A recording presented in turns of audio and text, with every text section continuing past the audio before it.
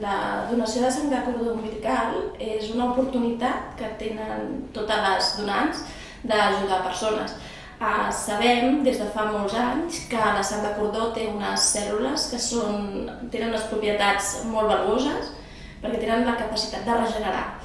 I entre ells s'ha utilitzat al llarg de molts anys pels trasplantaments i donar oportunitats a pacients que tenen malalties hematològiques que no trobaven un donant compatible familiar i gràcies a aquestes cèl·lules podien tenir una opció de tractament.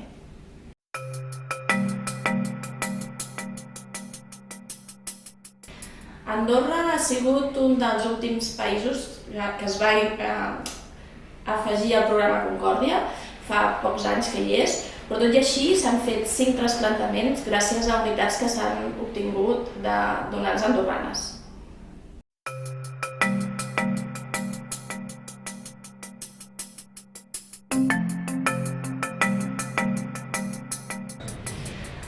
Des dels inicis hi ha hagut molt bona col·laboració entre el govern andorrà i el govern espanyol perquè s'ha tingut molt clar quina era la finalitat d'establir aquest lligam per intentar trobar aquesta oportunitat d'ajudar.